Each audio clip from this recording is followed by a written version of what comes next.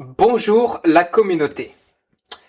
Aujourd'hui, on va parler de l'envers du décor des plateaux de télévision, l'envers du décor des émissions de radio. Mais je ne vais pas amener le sujet à savoir qui a tort, qui a raison. Le but ce ne sera pas forcément de démonter des arguments, démonter des théories, de mettre en valeur, en avant, certaines personnalités ou certains intervenants. Pour ma part, ce n'est pas forcément ça le plus intéressant. En fait, j'ai plutôt m'intéresser dans le fond des choses, à essayer de comprendre quel est le rapport de force qu'il peut y avoir entre les intervenants sur un plateau de télévision. Et donc, dans ce cas-là, ce qui est sympa, c'est qu'on touche plutôt dans la psychologie humaine. On s'intéresse au fond et pas à la forme. Donc, juste avant de commencer l'audio, juste après cette introduction, je voulais juste vous dire que c'est la première fois que j'enregistre une audio. Et peut-être que cela peut m'arriver d'avoir des erreurs de prononciation, je peux m'embrouiller, parce qu'il faut comprendre que parler tout seul devant un micro, au début, c'est déstabilisant. Il n'y a personne devant vous qui est là pour vous écouter, et c'est vrai que c'est assez troublant au final. Donc voilà, s'il y a des choses qui vous dérangent, n'hésitez pas à laisser des commentaires, pour me permettre de m'améliorer par la suite. Et aussi, mettez des commentaires, comme ça cela va vous permettre de vous mettre en lien avec la communauté qui est en train de se créer, et que cela va vous permettre d'échanger et de partager vos connaissances. Après, bien sûr, je pense que je vais faire comme les autres youtubeurs, c'est que n'hésitez pas, ou en tout cas n'oubliez pas de liker pour le référencement, et aussi de vous abonner pour ne pas rater les prochaines notifications de ma chaîne YouTube. Donc voilà, on va commencer dans le vif du sujet. Je vais juste boire un petit coup.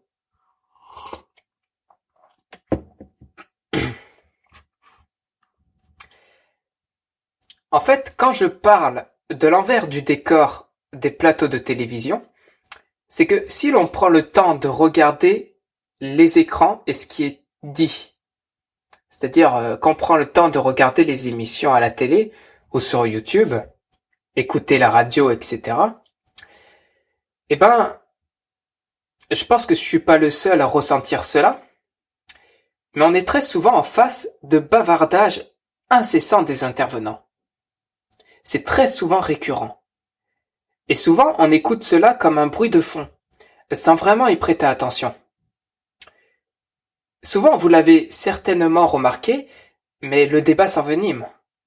Il y a certains intervenants qui parlent plus fort que les autres, qui coupent la parole aux autres, qui n'écoutent pas les autres. Certains consolident encore plus leurs idées, se referment leur esprit, sont dans un ton mon cœur en essayant d'écraser les autres aussi par des contre-arguments. Et dans ce cas-là, il n'est plus question de débattre, mais plutôt de consolider ses positions en voulant écraser l'autre interlocuteur, en lui prouvant qu'il a tort, et en conséquence vouloir écraser son interlocuteur en le définissant aux yeux des auditeurs comme une personne déconnectée de la vérité, entre guillemets. La vérité sur la réalité du sujet en question. Et à la fin du débat, comme d'habitude, c'est très souvent récurrent, chacun garde ses positions. Et ça s'arrête là. En général, c'est comme ça que ça se passe. Jusqu'à ce que un autre débat survienne, pour parler de sujets sensibles, comme par exemple l'immigration, l'islam, la montée des extrêmes, le racisme, les scandales sexuels, l'écologie, etc., etc. Faut savoir que des fois, les années peuvent passer, mais ça va toujours se répéter dans le temps. On tourne très souvent en rond, sans aucune évolution notable de la conscience, mis à part contracter et solidifier encore plus ses idées, solidifier encore plus sa valeur. Pas sa valeur, mais plutôt ses valeurs. Solidifier sa philosophie, ses pensées. Je pense que vous avez remarqué un truc, mais je ne sais, peut-être que c'est personnel, je sais pas trop. C'est pour ça que je vais vous poser la question, mais est-ce qu'un jour, cela vous est déjà arrivé de regarder des interviews de certaines personnalités, par exemple sur la chaîne Ina de YouTube. Ina de YouTube, c'est une chaîne qui permet de voir des anciennes vidéos d'il y a 10 ans, 20 ans, 30 ans. Et c'est intéressant justement de voir l'évolution de certaines personnalités d'il y a peut-être 30 ans, 40 ans, 50 ans. Parce que quelquefois, en écoutant de plus près ces anciennes interventions télévisées, eh bien, en tout cas, cela me le fait, mais j'ai vraiment l'impression que c'est exactement la même personne qu'aujourd'hui. Il y a des intervenants, on a l'impression que c'est exactement les mêmes personnes. Parce que, mis à part la voix, le physique, eh ben, je me surprends à percevoir les mêmes expressions faciales, la même posture, mais surtout le plus important, les mêmes arguments, et développer les mêmes pensées. C'est comme si cette personne n'a pas réellement vécu durant toutes ces années, n'a pas réellement expérimenté l'existence. Et c'est dommage, parce que cela ouvre la voie à une extraordinaire voie d'évolution et d'expérimentation, de connaissance de soi. Cette non-évolution de l'esprit, de la conscience, on peut le percevoir également sur le visage de certains. C'est assez subtil, mais faites l'expérience un jour. Quand l'on voit certaines personnalités sur Google Images, dans n'importe quelle situation de la vie, dans n'importe quelle heure de la journée, ou n'importe quel environnement également, avec n'importe quel entourage. Personnellement, je ne sais pas si je peux trop l'expliquer, mais j'ai l'impression qu'il développe une expression faciale assez étrange. D'une certaine manière, vous pouvez regarder peut-être une centaine de fois plusieurs images d'une seule et même personnalité, mais il y a quelque chose qui est particulièrement récurrent. Cette personne n'est pas totalement présent. Il n'est pas totalement vivant, conscient. Comme s'il était enfermé par ses pensées. Il n'est plus ouvert à la réalité autour de lui. Comme s'il était conditionné dans sa propre folie. Conditionné au travers de l'histoire qu'il se raconte dans sa tête. Et ça tourne en rond. Ça n'a pas de sens. Il y a une impression de stagnation, comme de l'eau qui stagne et qui devient un étang, impropre à la consommation. Mais pourquoi? Quelle est la raison qui empêche toute personne d'évoluer dans sa vie? Quelle est la raison qui incite certaines personnes à la télé, en politique ou dans des associations à toujours s'enfermer dans les mêmes raisonnements, la même philosophie, les mêmes idées? Qu'est-ce qui crée des disputes en soi, des tensions et des clashs? Cela en revient vers une seule chose primordiale. Et cette chose primordiale est peut-être la cause principale des guerres, de la violence et de la cruauté, des suicides également. Et qu'est-ce que c'est à votre avis? C'est simplement quand l'on s'identifie à ses idées. Et en général, voici la réalité d'un débat télévisé. C'est simplement qu'il faut prendre conscience que à partir du moment que l'on est pleinement identifié à ses pensées, Eh ben, d'une certaine manière, nous sommes déjà morts.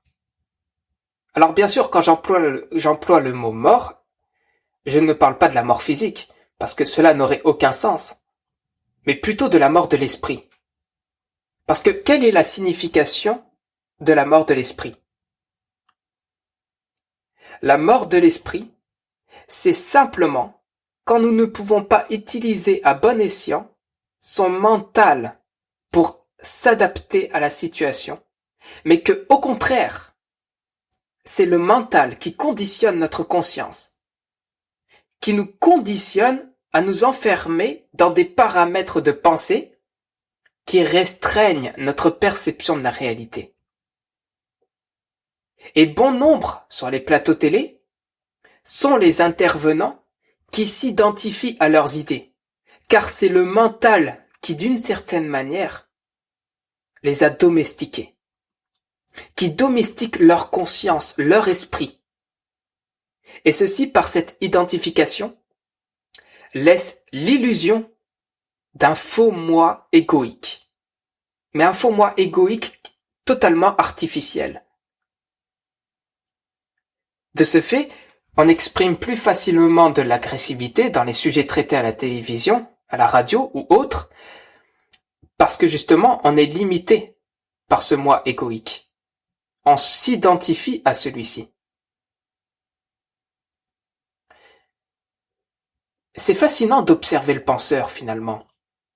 C'est fascinant parce que on peut voir à quel point certaines personnes peuvent tellement être attachées à leurs idées en essayant de prouver aux auditeurs que c'est lui qui a raison et que c'est l'autre qui a tort, que, d'une certaine manière, il va se conditionner à percevoir son interlocuteur non comme un partenaire, et donc, comme ça, la communication est possible, mais plutôt comme un adversaire idéologique. Ce qui, en conséquence, crée toute communication impossible. Et après, je pense que vous connaissez la chanson, le débat s'envenime, certains coupent la parole, certains déforment les propos, certains haussent la voix, tournent en ridicule toute personne en opposition avec sa manière de penser.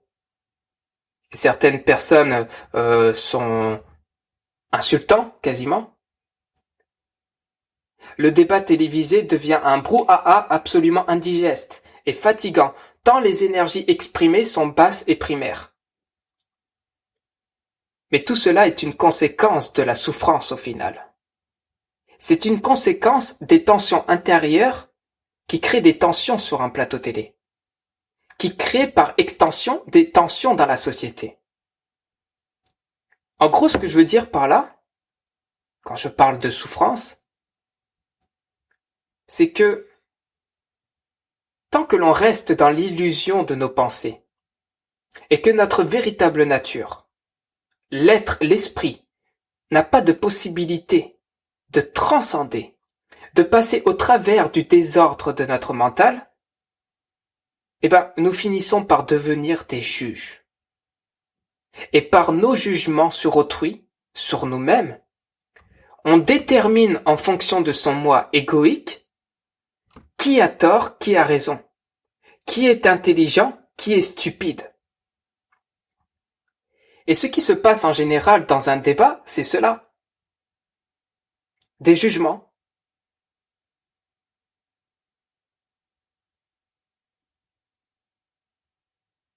Juger est un état très toxique pour soi et les autres. Il contraindra la personne qui émet des jugements, en tout cas pour faire simple, à toujours se limiter dans un rapport de force, de domination et de soumission. C'est un rapport de force car quand une personne juge, par exemple il dit en gros t'es stupide, imaginons, mais il le dit pas directement, surtout sur un plateau télé, il va le dire indirectement, le laisser entendre.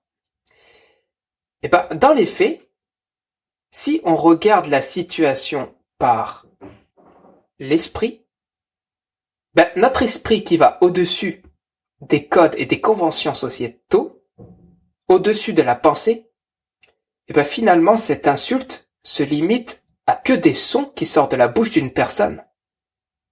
C'est tout. Cela pourrait s'arrêter là. Et dans ce cas-ci, la victime ne pourrait être impactée par cette insulte. Et on passe à autre chose.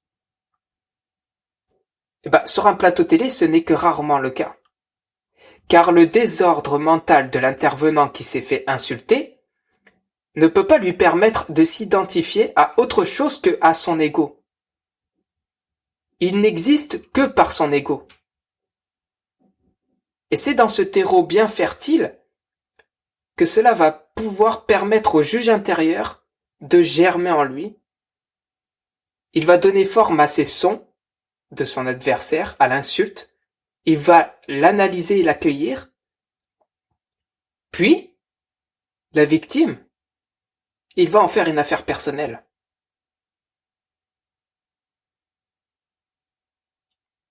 En gros, il va y donner inconsciemment son accord. Et c'est là l'illusion. L'illusion, c'est de penser que cette insulte lui appartient. Alors que, au final, à la base, cela n'était pas son affaire. C'était l'affaire de la personne qui a émis cette insulte. C'est son histoire, sa création. Mais il n'en est rien. Il préférera inconsciemment de souffrir. La souffrance est essentielle pour toute personne qui entretienne l'illusion. L'illusion de notre ego.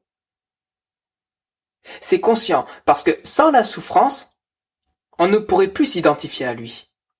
C'est impossible. L'esprit ne peut pas souffrir. Il n'y a que l'ego qui se sent menacé. Il n'y a que l'ego qui a peur.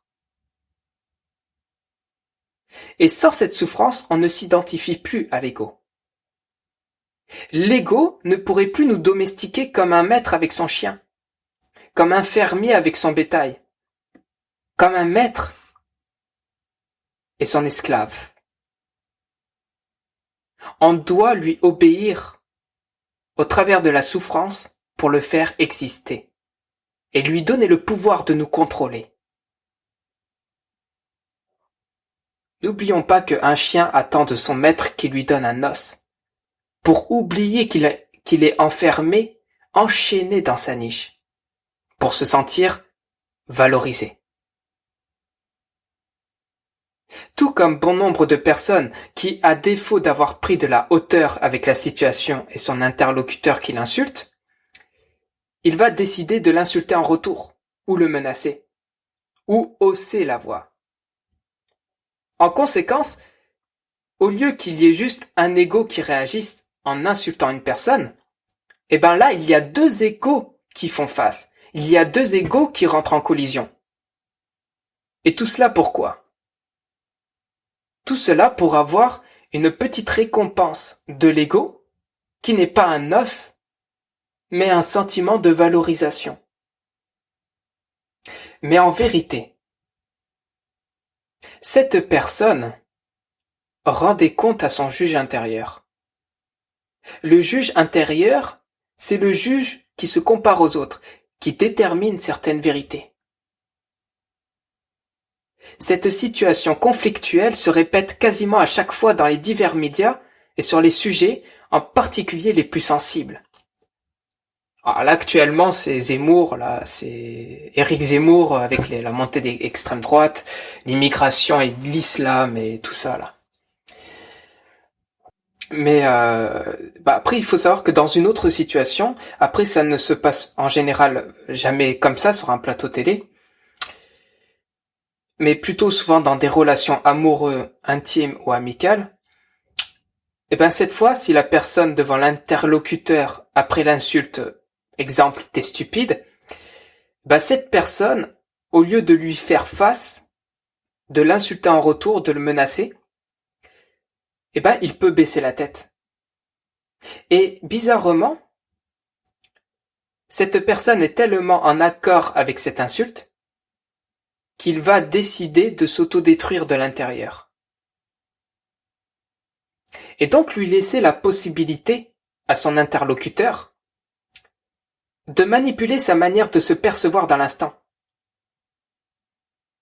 Il va rendre des comptes à son juge intérieur et attendre que son juge intérieur, inconsciemment, approuve son accord et s'aligne, s'identifie à cette insulte.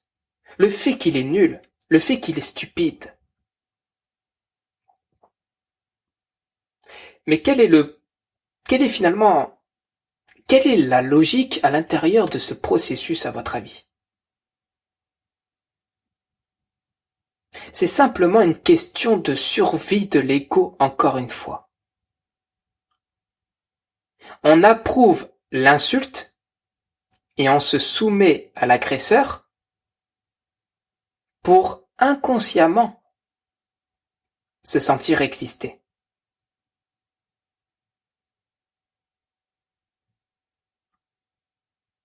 Comme nous le savons tous, l'ego n'a pas besoin de se valoriser pour cela. Elle existe par l'attention que la conscience lui porte à son égard. Et tous les moyens sont bons tant que cela permet à la personne de s'y identifier à l'ego. C'est cruel ce que je vais dire. Mais pour exister, il peut amener une personne à l'autodestruction, que cela soit psychique, physique, partiel ou total. Malheureusement. Le juge intérieur va confirmer cette insulte et va lui dire d'une certaine manière « D'accord, tu es une victime. J'approuve. » Et encore une fois, la personne va se raconter une nouvelle histoire dans sa tête, qui est toujours liée à l'ego. L'histoire que c'est une victime. De ce fait, la victime joue le rôle que son ego lui a attribué et va d'une certaine manière y trouver un certain plaisir. Un plaisir dans la souffrance, un plaisir dans le malheur, un plaisir dans toutes ces choses toxiques, tant que cela lui permet de trouver place dans son existence et des rapports qu'il a aux autres, à l'environnement. Après, j'aimerais vous dire autre chose maintenant, c'est que la position de victime n'est pas forcément liée à une quelconque soumission, car ce type de réaction, encore une fois, existe souvent que dans les relations intimes. Mais pour en revenir à un plateau de télévision, certains peuvent se positionner en victime, car cela peut devenir une manière de contrer son adversaire dans le terrain des idées, et ceci d'une manière beaucoup plus vicieuse, sans réellement faire face à lui. Et comment à votre avis? Quelle est la stratégie mise en place dans les débats télévisés, radio, quand on utilise la victimisation?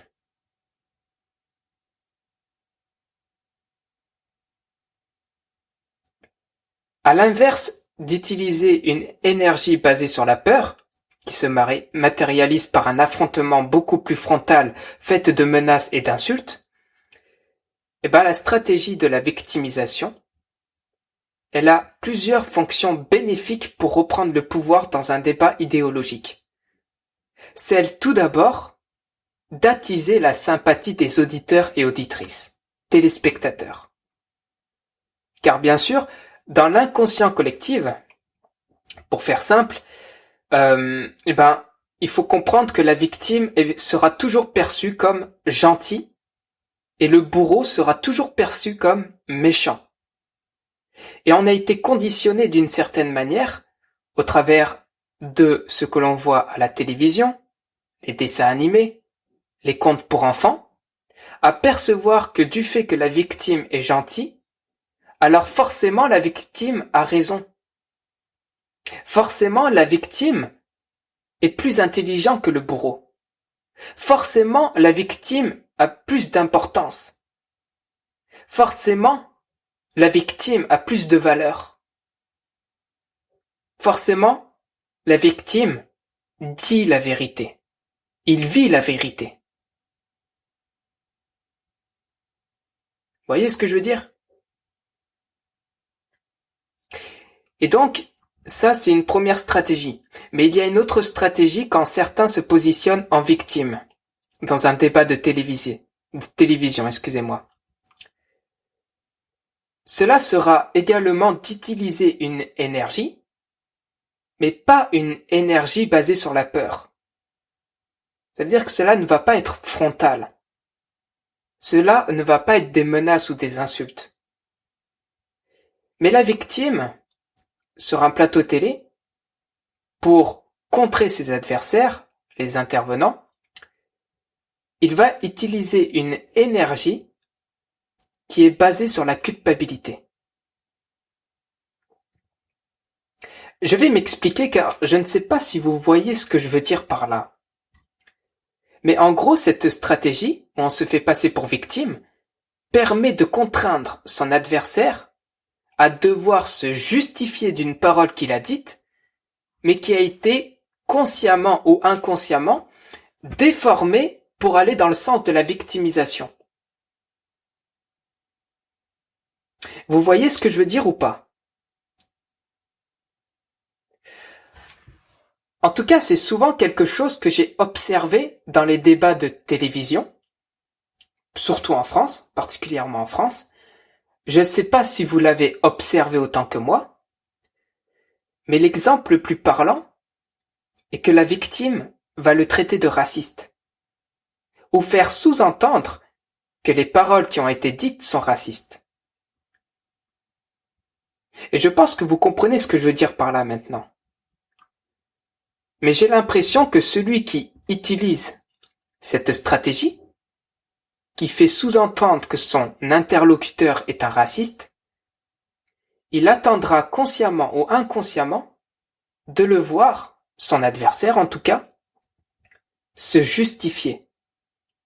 Et ceci pour prendre l'ascendant sur lui et élever ses idées au-dessus de celui-ci, tout en le mettant dans une position inconfortable et le voir indirectement s'écraser face aux auditeurs, téléspectateurs, par la manière dans laquelle il se justifie d'un supposé acte ou parole raciste. Parole qu'il n'a pas commis la plupart du temps. Mais j'ai réellement l'impression que c'est une stratégie qui est très souvent utilisée de nos jours dans les terrains des idées et dans les médias français, de prendre le sujet du racisme comme un moyen de prendre le pouvoir et de contrôle pour écraser ses opposants, et ceci dans un rapport de force idéologique. Cette stratégie, basée sur la victimisation, est particulièrement vicieux que le racisme de nos jours n'a plus de réalité objective. Mais elle a plutôt une réalité subjective. C'est-à-dire que le racisme n'est plus défini par des codes communs que l'on peut trouver dans un dictionnaire. Ça, c'était il y a quelques années. Mais aujourd'hui, le racisme est devenu un foutoir où tu mets tout et n'importe quoi à l'intérieur. Ça veut dire que tout peut être interprétation de racisme. Tout comportement peut être interprété comme étant raciste. Toute parole et pensée peut également être interprétée comme étant raciste. Vous voyez ce que je veux dire? Ce que je veux dire par là, c'est que le racisme, à partir du moment qu'il n'est plus défini par des codes communs, dans lesquels on est tous d'accord, donc on se limite à la définition du dictionnaire, eh ben le racisme aujourd'hui a été philosophé et il est devenu intime pour chaque personne. Et donc dans ce cas-là, le racisme, il n'a plus de substance, il n'a plus de matière. Chaque personne peut avoir sa propre vision de ce qu'est un acte raciste. Et c'est pour cela que une personne qui se positionne en victime va utiliser cet avantage pour écraser l'autre intervenant sur le terrain des idées.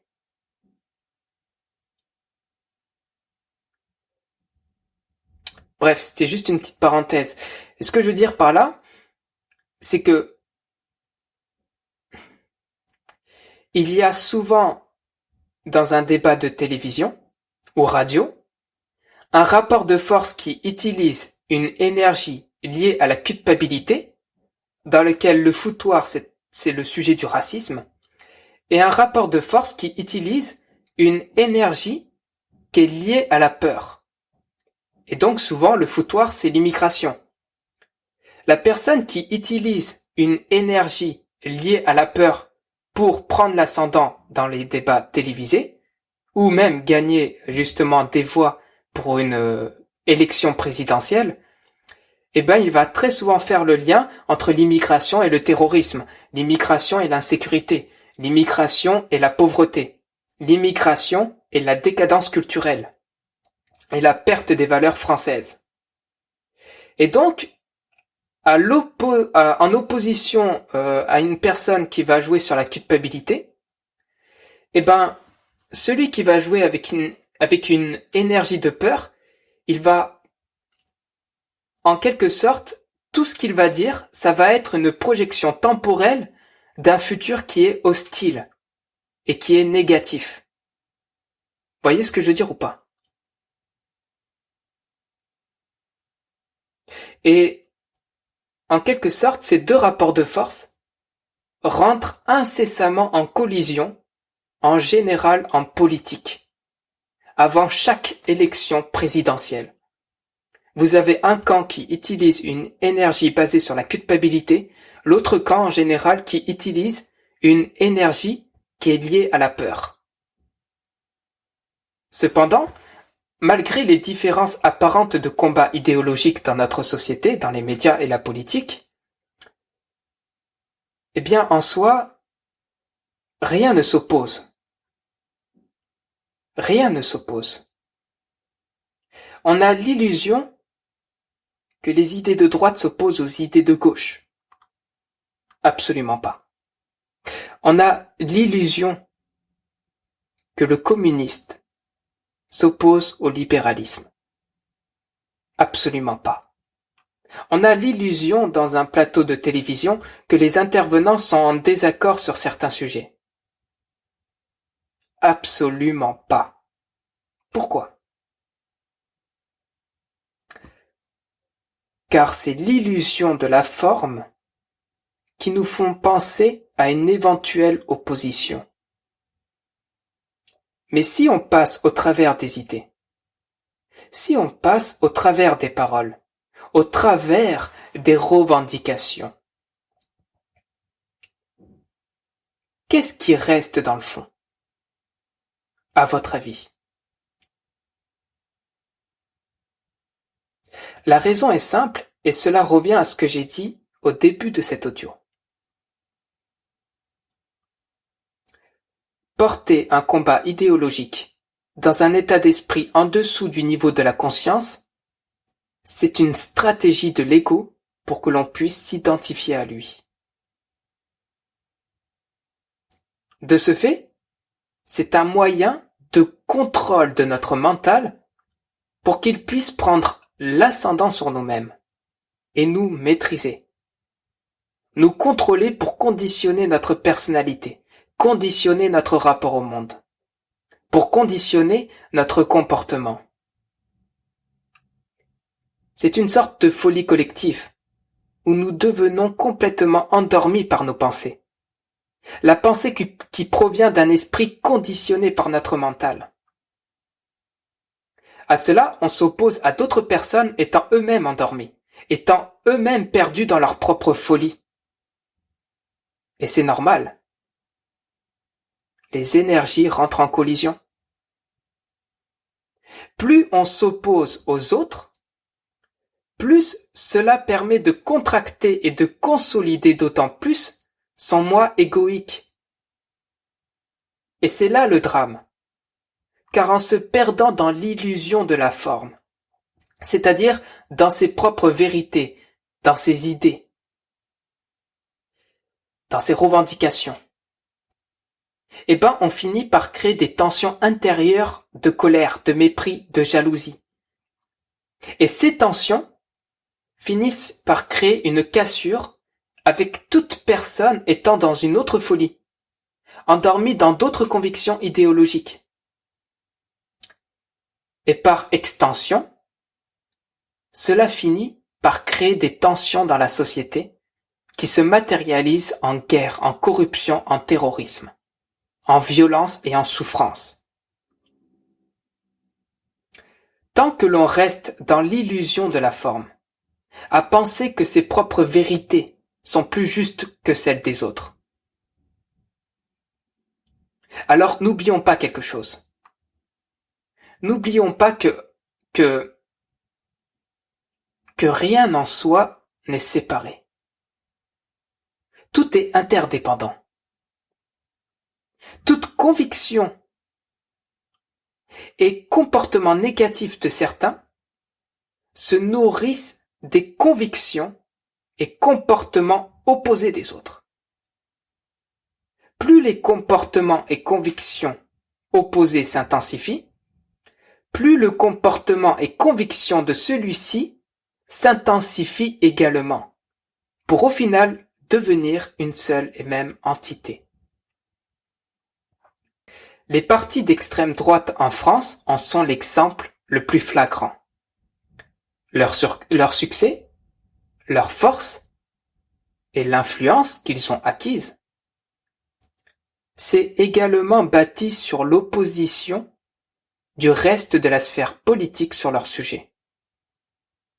En clair, plus les politiciens des autres partis ordonnent de voter contre eux et de faire barrage pendant toutes les élections présidentielles, régionales, municipales, etc., plus au contraire, ils leur ont donné de la visibilité et ont indirectement développé et permis aux partis d'extrême droite de prendre de l'ampleur et du pouvoir. Plus ils s'opposent au Front National ou au Rassemblement National, aux partis d'extrême droite, plus ils s'enfoncent, plus ils se tournent en ridicule. Cela est le même cas un petit peu avec le racisme. Plus l'antiracisme crie au racisme, plus cela incite les gens à le devenir.